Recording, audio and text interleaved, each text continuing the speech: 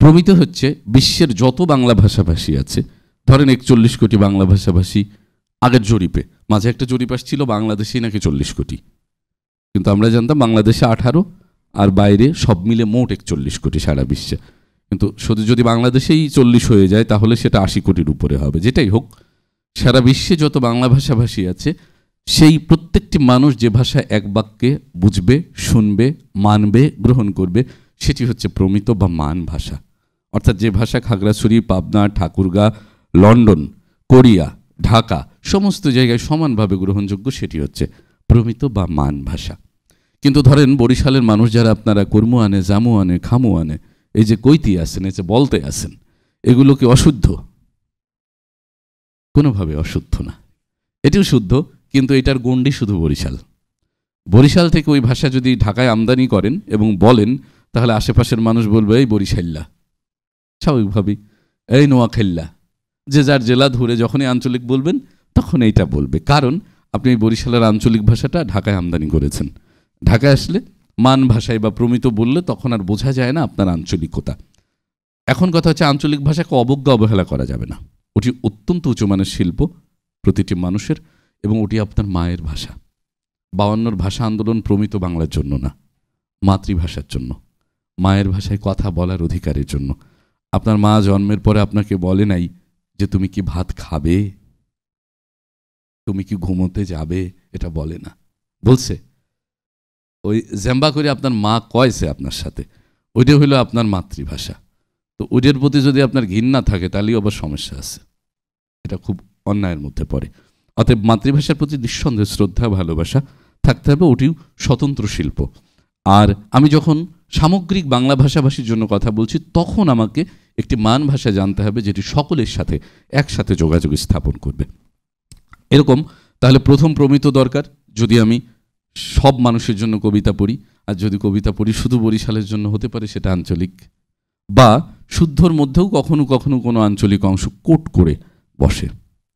কলিমুদ্দিন শেখ মই, অম্পুরত আবাস আমার, বিশ্বাস কি হয় বাহে এই মই যুদ্ধত গেছনু, মই তো একেলাই নোয়াও অনেকে আসিল সাথত, নাঙ্গল ফেলি বাহে এই হাতত অস্ত্র নিস্নু, সময় দিছিল ডাক আমার কি সাধ্য বসি থাকিব ঘরত, ঘরের বাড়ি যায় ঝাঁপ দিনু আকুল গাঙ্গত, চোখত মোর এক ছবি সামনের তীরেতে নয়া জীবন তো আছে এক, সোনার খাসাত নয় কেমন স্বাধীন এক নয়া জীবন, আকুল বানের তোরে ভাসি ভাসি যুদ্ধ চলে যায়, আমার দেশের লাগে কলিম কিসের মই যুদ্ধ চলে যায়, মরণের ভয় ডর ফেলি মই যুদ্ধ চলে যায়, দুমুঠো ভাতের লাগে যুদ্ধ চলে যায়, প্রাণের ভেতরে জোশ যুদ্ধ চলে যায়। রংপুরের একজন মুক্তিযোদ্ধাকে কবি জিজ্ঞেস করেছে আপনি কেন যুদ্ধে গিয়েছিলেন, সেটার বিপরীতে উনি যা বলেছেন ওইটাকে ওই ভাষায় উনি লিখেছেন, কিন্তু কবিতাটা প্রমিত ভাষায়, মাঝে এইটুকুই আঞ্চলিক। এখন যদি আমি মনে করি আমার বাড়ি যেহেতু রংপুরে না, আমি আমার মতো করে ওটা বলি, তাহলে হবে না। এবং লেখক যদি আমার বিরুদ্ধে কোনো ব্যবস্থা নেয় তাহলে 7 বছরের সশ্রম কারাদণ্ড হওয়ার মতো অপরাধ এটি, যে তার লেখাটা আমি বিকৃতি করেছি তার অনুমতি ছাড়া, সেটি অনুবাদ করেছি তার অনুমতি ছাড়া। তো আমার বাড়ি ঝিনেদা হলেও আমাকে ওই অংপুরের ভাষাটা যতটুকু পারা যায় রপ্ত করেই ওটা শুদ্ধ রূপে উপস্থাপন করতে হবে। তো উনি বলছে রংপুরকে অংপুর বলে ওনারা, একেবারে আঞ্চলিক। অংপুরত আবাস আমার, বিশ্বাস কি হয় বাহে, ওনারা বাহে কখনো আসতে বলে না, রংপুরে যারা বাড়ি জানেন কিনা, বাহে কখনো মিষ্টি করে নিচু স্বরে বলে না, এ কি বাহে, কই যাও বাহে, এই বাহে সবসময় টেনে এবং দ্রুত বলে। তাহলে এই যে কাজগুলো যখন আমি যুক্ত করব তখন ওই কবিতাটি শুদ্ধ হয়ে উঠবে, প্রাণান্ত হয়ে উঠবে, মানুষ গ্রহণ করবে। তাহলে আমরা যারা আবৃত্তি শিল্পী হতে চাইছি, যদি প্রমিত ভাষায় কবিতা পড়ি তাহলে প্রমিতটি উপস্থাপন করতে হবে, যদি আঞ্চলিক ব্যবহার করি তাহলে সেটিও শুদ্ধ রূপে উপস্থাপন করতে হবে। তাহলে এই কথার প্রেক্ষাপটে এইটা দাঁড়ায় না যে প্রমিতও শুদ্ধ, কিন্তু শুদ্ধ প্রমিত নয় সব সময়, এটা তো দাঁড়াচ্ছে।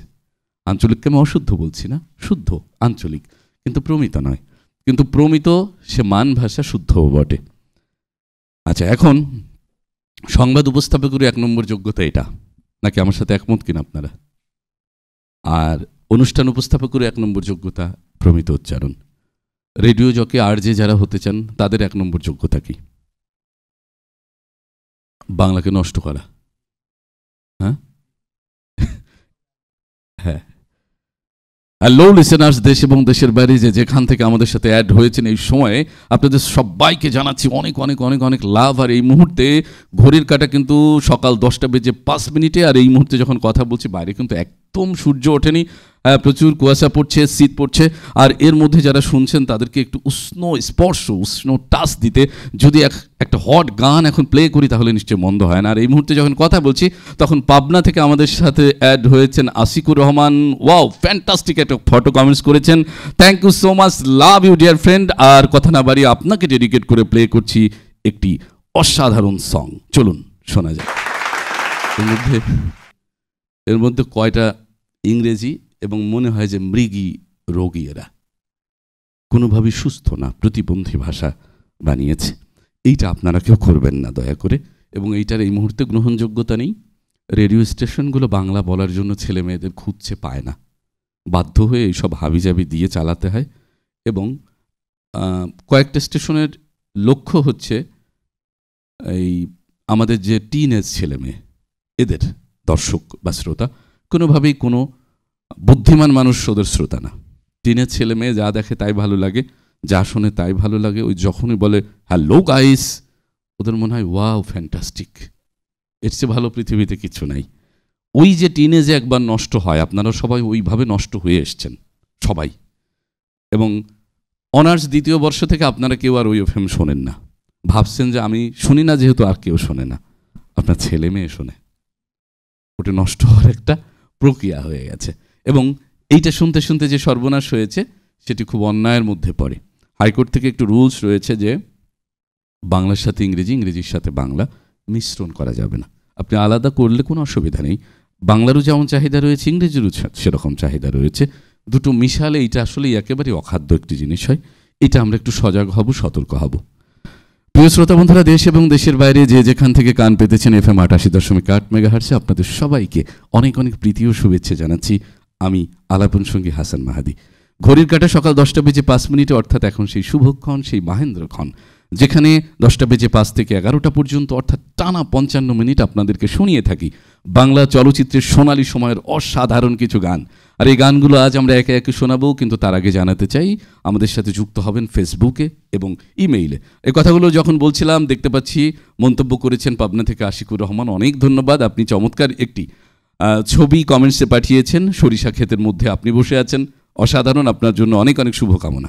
কথা না বাড়িয়ে শুরুতে একটি গান শুনি দিল দেওয়ানা সিনেমা থেকে, শিল্পী এন্দ্র কিশোর ও সাবিনা ইয়াসমিন। শুনবে না মানুষ, ওটা চেয়ে এটি আরও বেশি মিষ্টি, আরও বেশি আকর্ষণীয়। এবং ওইখানে 3-4টা ইংরেজি ঢোকালে এটি খুব খারাপ হয়।